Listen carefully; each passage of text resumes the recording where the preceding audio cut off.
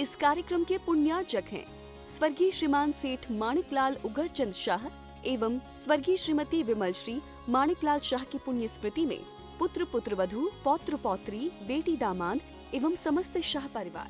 ओम नमः सिद्धेभ्य। नमः श्रीवर्धमानाय निर्धूत कलिलात्मने सालोकानां त्रिलोकानां यद् विद्यादर्पणायते यद् विद्यादर्पणायते। पंच परमेष्टि भगवान की परम पूज्य आचार्य भगवंत गुरुवर विशुद्ध सागर जी मुनि महाराज जी की, परम पूज्य मुनि श्री सुप्रभ सागर जी महाराज जी की,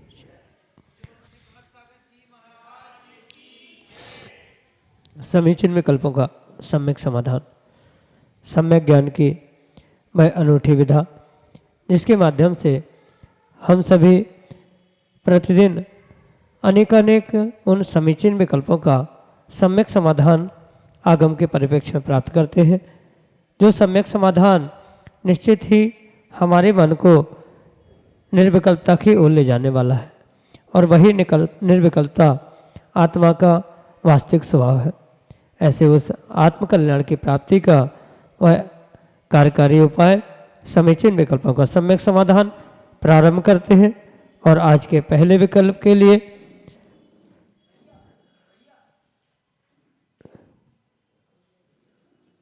गुना मध्य प्रदेश से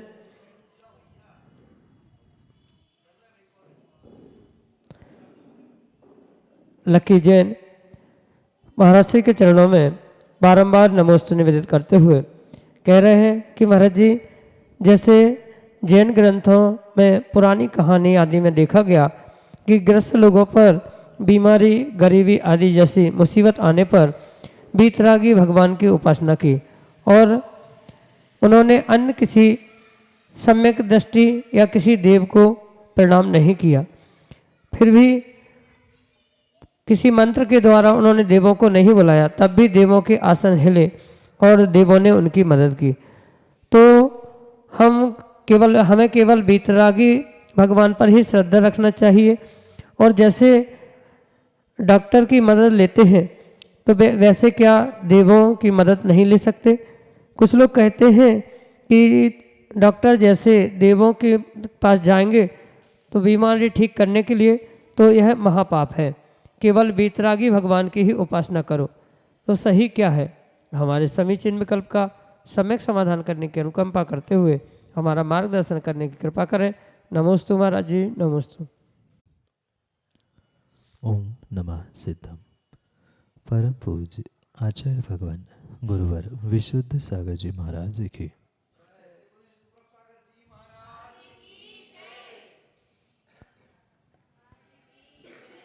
सच्चे सम्यक दृष्टि की पहचान तो वास्तव में यही हुआ करती है कि जो किसी भी प्रकार के स्नेह, लोभ, राग या स्वयं के कार्य की पुष्टि के लिए किसी भी प्रकार से सच्चे देवशास्त्र गुरु को छोड़कर कहीं अन्य अपने श्रद्धा को समर्पित करता ही नहीं।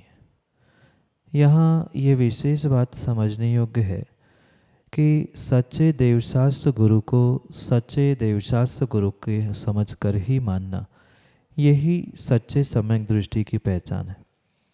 पर सच्चा सम्यक दृष्टि जो होता है वह अपने सच्चे देवशास्त्र गुरु के साथ अन्य भी जो जैसी व्यवस्था है उसको वैसा ही स्वीकार करता है। कहने का तात्पर्य यह है कि जो चतुर निकाय के देव हुआ करते हैं, चाहे वह सम्यक दृष्टि हो, मिथ्या दृष्टि हो, जो जिनका जैसा स्वरूप है उनको वह वैसा ही स्वीकार करते।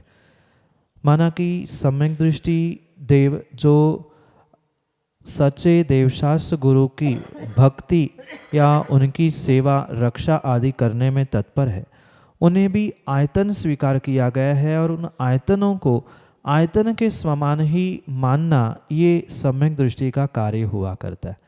पर ये भी ध्यान रखें, कितनी ही विपरीतता, कितने ही कष्ट, दुख, बीमारी आदि आने पर भी वह सम्यक दृष्टि सच्चे देवशास्त्र गुरु के अलावा अन्य किसी की भी उपासना बिल्कुल भी नहीं करता।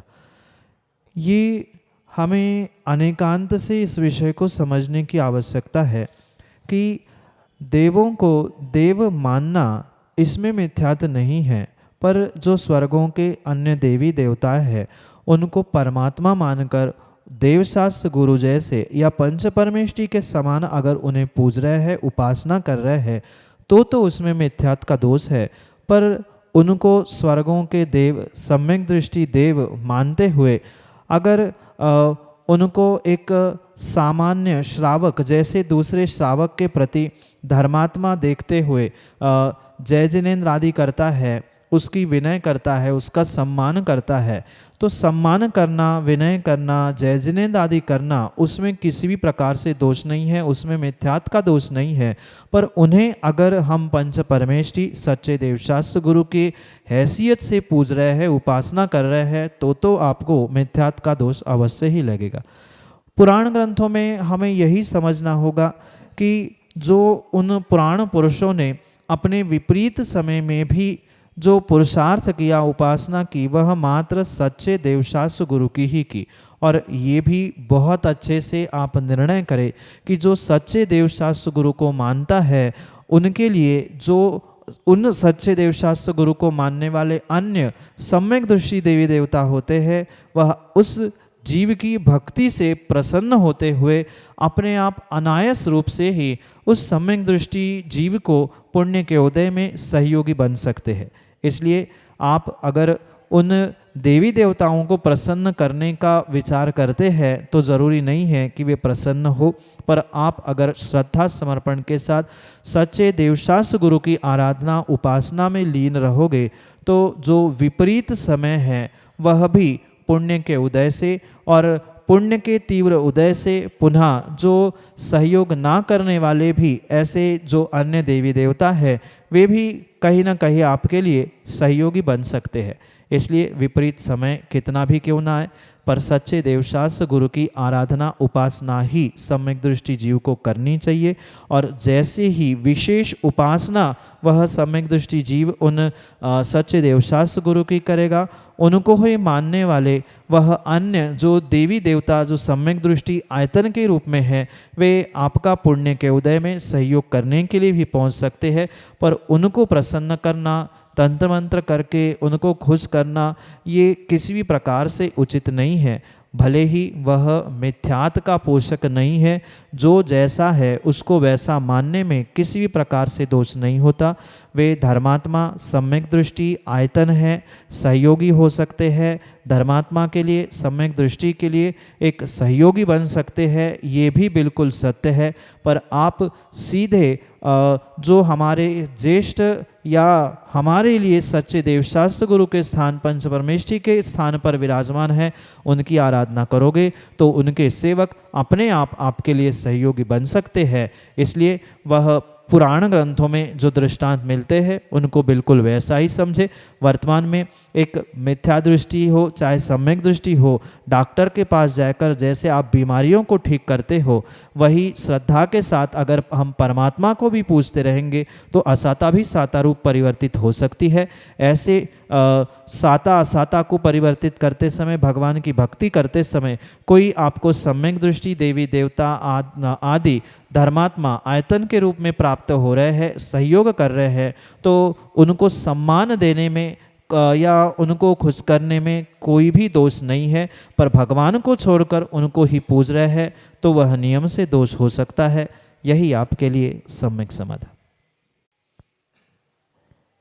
श्रीमती विनीता जैन, विदिशा मध्य प्रदेश से, महाराज श्री के चरणों में कोटि कोटि नमोस्तु निवेदित करते हुए अपना समीचीन विकल्प रख रहे हैं कि महाराज जी, आजकल लोग कहते हैं कि मंदिर जी में किशमिश नहीं चढ़ाना चाहिए क्योंकि किशमिश गीली होने के बाद उसे सूखने में समय लगता है, इससे उसमें जीव पैदा हो जाते हैं।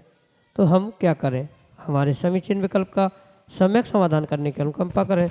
नमोस्तु महाराज जी, नमस्ते। भगवान आदि के पूजन के निमित्त से जो श्रावक अष्टद्रव्य का प्रयोग करता है, उन अष्टद्रव्यों में उसे बहुत विवेक और सावधानी रखने की आवश्यकता है, क्योंकि भावों की विशुद्धि के लिए ही विशेषता से पूजा, अभिषेक, पाठ आदि कार्य किए जाते हैं। जहाँ भावों की विशुद्धि नष्ट हो रही है, जीवों की प्रचुर मात्रा में प्रमाद के निमित्त से हिंसा हो रही है, वह कार्य करना श्रावक के लिए किसी भी प्रकार से उचित नहीं हो सकता। इसलिए सबसे पहले श्रावकों को ये विवेक रखने की आवश्यकता है कि हम कब, कहाँ, कैसे, कौन से द्रव्य का प्रयोग कर रहे हैं और उसको किस प्रकार से प्रासुक शुद्ध किया जाना चाहिए, ये भी विवेक रखने की आवश्यकता है। क्योंकि एक तरफ आचार्य भगवंत ये भी कहते हैं कि उत्कृष्ट से उत्कृष्ट सामग्री ही अष्टद्रव्य के रूप में सच्चे देवशास्त्र गुरु को समर्पित करना चाहिए। खाने के लिए जितने उत्कृष्ट सामग्री का प्रयोग श्रावक करता है, ऐसे ही जितनी उत्कृष्ट से उत्कृष्ट प्रासुक सामग्री है उसका ही प्रयोग भगवान की, गुरु की पूजन आदि में श्रावकों को करना चाहिए। पर ऐसे समय में भी कहीं ना कहीं श्रावकों को अपने विवेक को साथ रखते हुए कार्य करने की आवश्यकता है। जैसे किशमिश आदि जो ड्राई फ्रूट्स चढ़ाए जाते हैं, वहाँ ये विवेक रखने की आवश्यकता है कि जैसे ही वह सामग्री चढ़ाई है तो कुछ समय बाद उसको पुनः विसर्जित करते समय एक साथ एकत्रित करने की या अलग करने की भी व्यवस्था तुरंत होने की आवश्यकता है। पता चला 7 बजे कोई पूजा करके चला गया और माली 10 बजे 12 बजे उसे उठा रहा है, तो तब तक बहुत सारे जीव चींटियाँ आदि होना स्वाभाविक है। तो ये विवेक रखते हुए कार्य करे।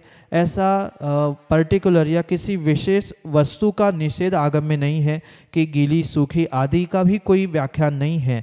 ये विवेक श्रावक का होना चाहिए और साथ में मंदिर के व्यवस्थापकों का भी होना चाहिए कि कब, कितने समय बाद वह द्रव्य वहाँ से हटाना, नहीं हटाना, ये सब कुछ समझने की आवश्यकता है। क्योंकि भावों की विशुद्धि के साथ प्रमाद से रहित होकर ही श्रावकों को भक्ति करनी चाहिए। अगर वहाँ प्रमाद है तो नियम से वहाँ पर कोई ना कोई दोष अवश्य लगेगा। इसलिए यह ध्यान रखें कि आप प्रमाद से रहित होकर उन द्रव्य का समर्पण करें और उसका विसर्जन भी, यानी उसको उठाने आदि की भी व्यवस्था समय समय पर होती रहे। ये ध्यान रखते हुए ही ऐसे द्रव्यों को चढ़ाना चाहिए। ऐसा आगम में कहीं भी किसी एक विशिष्ट द्रव्य के प्रति ये गीला होने से उसमें जीव होंगे या ऐसा होगा, ऐसा कोई वर्णन नहीं है। आचार्यों ने मात्र श्रावकों को विवेक से कार्य करने का उपदेश दिया है। यही आपके लिए सम्यक समाधान। समदर्शी जैन, साड़ूमल, उत्तर प्रदेश से महाराज के चरणों में बारंबार नमोस्तु निवेदित करते हुए कह रहे हैं कि महाराज जी, क्या सौंफ आदि डालकर मर्यादा बढ़ाया हुआ जल ग्रहण करने से मुख जूठा माना जाएगा? हमारे समीचीन विकल्प का सम्यक समाधान करने की अनुकंपा करें। नमोस्तु महाराज जी, नमोस्तु। जल की मर्यादा छानने के उपरांत सौंफ आदि अन्य सामग्री डालने से बढ़ती है, यह परम सत्य है। पर उसके माध्यम से, यानी ऐसे सामग्री मिलाने पर उस जल का प्रयोग करते हुए कुल्ला आदि करना या उसका प्रयोग पीने आदि करने में, वहाँ कहीं ना कहीं ये समझने की आवश्यकता है कि पानी मात्र शुद्ध पानी के रूप में ही हो तो ही वह मुख शुद्धि आदि आदि के लिए निमित्त बन सकता है। अन्य किसी भी सामग्री से वह प्रासुक किया हुआ जल है, वह मुख शुद्धि के लिए योग्य नहीं हो सकता। जबकि अन्न या कोई विशिष्ट वस्तु से ही मुख झूठा माना जाता है। सौंफ आदि डालकर प्रासुक किए गए पानी से वह भले ही मुंह झूठा नहीं कहलाता है, पर वह मुख शुद्धि भी नहीं कहलाती। मुख शुद्धि तो मात्र किसी शुद्ध प्रासुक पानी से ही करनी चाहिए। ऐसी मिली हुई जल से, यानी चाहे वह सौंफ हो या अन्य मसाला की सामग्री हो या अन्य कोई भी सामग्री से जो मर्यादा बढ़ाकर पानी का प्रयोग किया जा रहा है, ऐसे पानी से मुख शुद्धि नहीं हो सकती। भले ही उसे झूठा नहीं कहा जा सकता क्योंकि वह अन्न नहीं है, अन्न से ही विशेषता से वह मुख आदि झूठा कहा जाता है, पर वह खाद्य, स्वाद्य, लेय, पेय ये सभी कहीं ना कहीं भोजन है। और उस भोजन की वह स्वाद्य की सामग्री सौंफ आदि होने से उसको मिलाकर पानी का प्रयोग करने से वह मर्यादा बढ़ने पर भी वह मुख शुद्धि नहीं होगी। पीने में दोष नहीं है, पर मंदिर आदि जाते समय मुख शुद्धि करना है तो ऐसे पानी से नहीं अपितु शुद्ध प्रासुक मर्यादित पानी से ही मुख शुद्धि करते हुए मंदिर आदि हुए जाने से ही आपके झूठे मुंह का दोष मिट सकता है, अन्यथा नहीं। यही आपके लिए सम्यक समाधान। मढ़ौरा उत्तर प्रदेश से अगले समीचीन विकल्प के लिए श्रीमती अल्पना सेठ। नमोस्तु महाराज जी, नमोस्तु। महाराज जी, अपन किसी दूसरे के चौके में जाते हैं, अपनी सामग्री बना कर ले जाते हैं, और यदि उस दिन महाराज श्री का उस सामग्री का त्याग हुआ तो क्या उन्हीं के चौके की सामग्री चलाने से अपन को आहार दान का पुण्य मिलता है? महाराज जी शंका का समाधान कीजिए। नमोस्तु महाराज जी, नमोस्तु। माँ, आहार दान का पुण्य तो स्वयं के द्रव्य को ही समर्पित करने से या दान देने से होगा। अन्य किसी की भी सामग्री का प्रयोग आप अन्य चौकों में पहुंचकर या स्वयं के भी चौकों में अन्य श्रावकों की सामग्री देने से कभी भी किसी प्रकार से आपको आहार दान का पुण्य नहीं लगेगा। हाँ, माना कि आप अपनी सामग्री ले गए हैं और उस सामग्री का मुनिराज का त्याग है, उनके लिए वह योग्य नहीं है, उन्होंने ग्रहण नहीं की, तो वहाँ पर आपको आहार दान की अनुमोदना का तो पुण्य बराबर लगेगा, पर कृत से यानी स्वयं की सामग्री जब मुनिराज ग्रहण करेंगे तो ही वह कृत रूप पुण्य पूर्ण रूप से आपको पुण्य लगेगा। क्योंकि आगम में कृत कारित अनुमोदना तीनों प्रकार से पुण्य पाप की व्यवस्था समझाई है। तो आपका तो अभिप्राय आहार दान का ही था। आप वहाँ पहुंचकर उसी चौके की सामग्री को मुनिराज के अंजलि में हाथ में ग्रास के रूप में दे रहे हैं। वहाँ आपने मुनिराजों के आहार दान की अनुमोदना की, उनके आज्ञा से उनके द्रव्य का यानी चौके वाले की आज्ञा से उनके ही द्रव्य का प्रयोग करते हुए आपने मुनिराजों की वैयावृत्ति की सेवा की। वहाँ साक्षात आपको वैयावृत्ति का कृत से कारित से और आहार दान का अनुमोदना से अवश्य ही पुण्य लगेगा। भले ही आपकी सामग्री नहीं चली है, पर आपका अभिप्राय वहाँ वह सामग्री बनाते समय ले जाते समय वह बिल्कुल यही था कि मैं मुनिराज को आहार दूं। तो जब से आप बना रहे थे, वहाँ चौके में पहुँच रहे थे, तब तक आपको बनाने का चलाने का ये जो भाव था, इन भावों से अवश्य ही आहार दान की अनुमोदना का पुण्य लगा है। अगर सामग्री पूर्ण रूप से मुनिराज ग्रहण करते तो कहीं ना कहीं उसका आपको पूर्ण रूप से पुण्य भी मिलता, पर आपके भाव प्रशस्त थे। वहाँ मुनिराज का निर्विघ्न आहार हुआ, इसलिए वैयावृत्ति सेवा इसका साक्षात फल और आहार दान का अनुमोदना के रूप में फल आपको अवश्य ही मिलेगा, क्योंकि स्वयं के द्रव्य का ही दान होता है, दूसरे का दान नहीं। वहाँ अनुमोदना और कहीं ना कहीं आपको वैयावृत्ति का पूर्ण रूप से फल मिलेगा, दान का अनुमोदना रूप मिलेगा। यही आपके लिए सम्यक समाधान। सिंघई कंछेदी लाल जैन, मढ़ौरा उत्तर प्रदेश से अगले समीचीन विकल्प के लिए। नमोस्तु महाराज जी, नमोस्तु महाराज जी।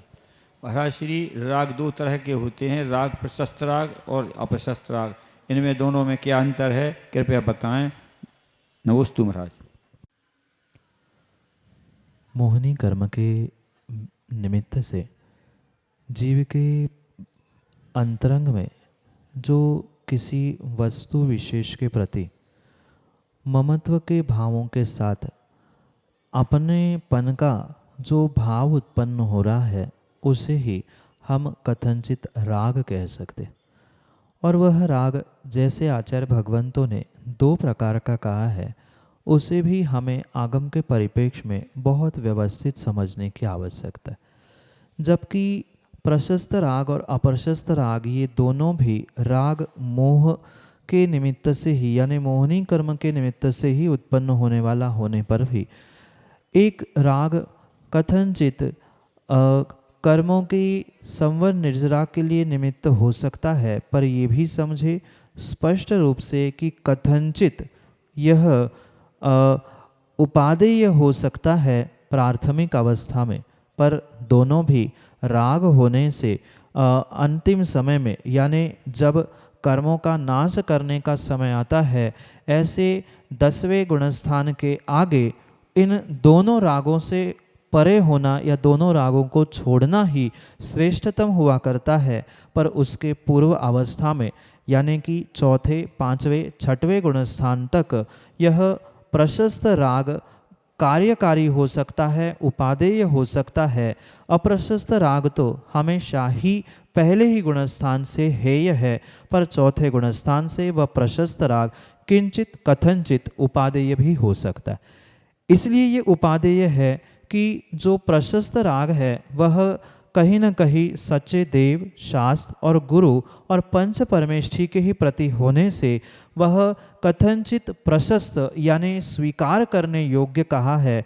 पर जो कुटुंबी जनों के प्रति है, समाज के किसी व्यक्ति के प्रति है, या अन्य किसी भी रागी द्वेषी के प्रति अगर तीव्र राग उत्पन्न हो रहा है तो वह अप्रशस्त ही कहा जाता है। प्रशस्त इसलिए है कि जैसे हाथ का कांटा पैर के कांटे को निकालने के लिए निमित्त बनता है, ऐसे ही ये अप्रशस्त राग को मिटाने के लिए ये प्रशस्त राग जो कि सच्चे देवशास्त्र गुरु और पंच परमेष्ठी के प्रति है वह निमित्त बन सकता है। इसलिए वह कथनचित प्रशस्त राग जो सच्चे देवशास्त्र गुरु और पंच परमेष्ठी के प्रति है वह प्राथमिक अवस्था में उपादेय है। पर जैसे ही वह गुणस्थान आगे बढ़ते हुए जीव 8वें 10वें गुणस्थान में पहुंचता है, वहाँ पूर्ण रूप से वह प्रशस्त राग भी अप्रशस्त राग के समान ही छोड़ने योग्य या हेय ही स्वीकार किया गया है।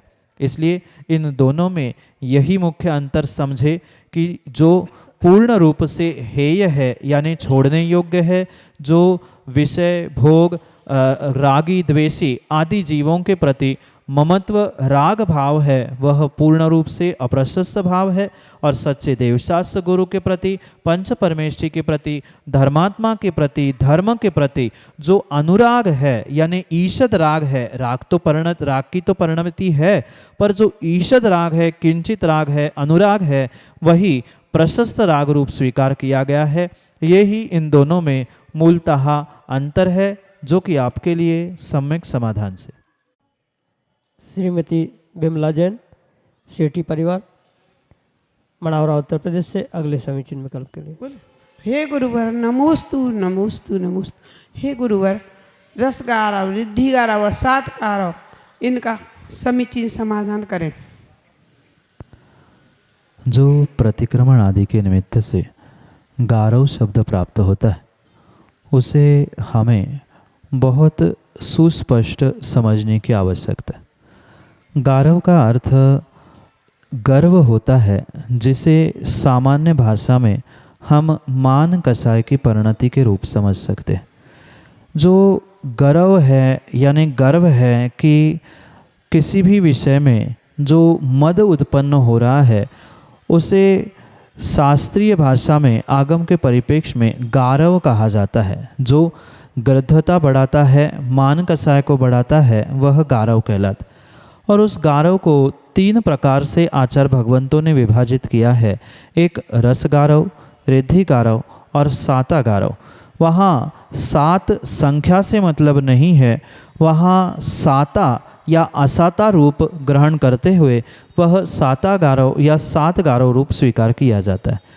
ये तीनों भी मान कसाय की ही परिणति है कि मेरे पास तो बहुत सारी रिद्धि है, इतना सारा वैभव है, इतने सारा धन महल आदि आदि है। ये इसके विषय में जो मान है, मद है, वही आगम में रिद्धि गारव के रूप में स्वीकार किया है। मेरी इतनी बड़ी रिद्धि है, मेरा इतना बड़ा वैभव है, ये जो मद व्यक्ति को उत्पन्न होता है वह उसका रिद्धि गारव है। साथ में जो रस यानी भोजन में जो जो रस होते हैं उन रसों को मैं ही प्राप्त करता हूँ। मैं इतना पुण्यात्मा हूँ कि मुझे ऐसे उत्कृष्ट द्रव्य मिलते हैं। हमेशा ही सभी रसों से पंच पकवानों से भरा हुआ भोजन में ग्रहण करता हूँ। ये जो मान कषाय की परिणति है उसे रस गारव कहा जाता है। और मेरे जैसा इस संसार में अन्य कोई सुखी है ही नहीं है। मैं ही साता में जीता हूँ, बाकी सभी दुखी है, बाकी सभी परेशान है। मैं इस साता को लेकर जो अभिमान कर रहा हूँ, मद कर रहा हूँ, वही साता गारव या सात गारव के रूप से स्वीकार किया गया है। वास्तविकता में वह साता गारव ही है, पर कहीं लिखते समय साता का सात गारव हुआ है, पर उसे संख्या से मतलब नहीं है, अपितु साता गारव यानी साता असाता के निमित्त से जो होने वाला गर्व है, मान है, मद है, उसे ही साता गारव के रूप में आचार्य भगवंतों ने स्वीकार किया है। ये तीनों ही कहीं न कहीं उस मान कषाय की मद की ही परिणति होने से उनको ही हमें उस प्रकार से समझना होगा। यही आपके लिए सम्यक समाधान। जय जन बंधु, हम सभी लाभ ले रहे थे लोकप्रिय कार्यक्रम सम्यक समाधान का। प्रतिदिन की भांति यह कार्यक्रम 5:13 पे यूट्यूब चैनल सुप्रभ वॉच के माध्यम से प्रसारित होता है। मुनिषी का नाम सुप्रभ और वाणी का पर्यायवाची नाम उवाच, सुप्रभ उवाच यह नाम चैनल का है। आप यूट्यूब पे सुप्रभ उवाच सर्च कर सकते हैं एवं सर्च करके इस यूट्यूब चैनल को सब्सक्राइब करें एवं उसका बेल आइकन प्रेस करें ताकि मुनिषी की अधिक जानकारी एवं जो सम्यक समाधान आदि कार्यक्रम है उसकी जानकारी भी आपको उपलब्ध होती रहे। नोटिफिकेशन के द्वारा आपको याद रखने की जरूरत नहीं है। प्रतिदिन ठीक 5:13 पे यूट्यूब चैनल सुप्रभ वॉच के माध्यम से यही कार्यक्रम प्रतिदिन शाम को 4 बजे आदिनाथ टीवी चैनल के माध्यम से भी प्रसारित होता है। ठीक 4 बजे आदिनाथ टीवी चैनल के माध्यम से सम्यक समाधान उपलब्ध होता है। आप सभी लोग घर बैठे सुक्ति मुक्तावली इस ग्रंथ का स्वाध्याय करते हुए मुनिषी के वाणी का लाभ ले सकते हैं। प्रतिदिन 2:30 पे 2:30 बजे मुनिषी के प्रवचन आदिनाथ टीवी चैनल के माध्यम से भी प्रसारित होते हैं। आप सभी लोग दोपहर को 2:30 पे आदिनाथ टीवी चैनल के माध्यम से भी मुनिषी के प्रवचन का लाभ ले सकते हैं। आज के लिए इतना ही। मुनिषी के चरणों में कोटिशा नमोस्तु करते हुए आज के इस लोकप्रिय कार्यक्रम को यहीं पे विराम देते हैं। नमोस्तु नमोस्तु नमोस्तु। इस कार्यक्रम के पुण्यार्जक थे स्वर्गीय श्रीमान सेठ माणिकलाल उगरचंद शाह एवं स्वर्गीय श्रीमती विमल श्री माणिकलाल शाह की पुण्य स्मृति में पुत्र पुत्रवधू, पौत्र पौत्री, बेटी दामाद एवं समस्त शाह परिवार।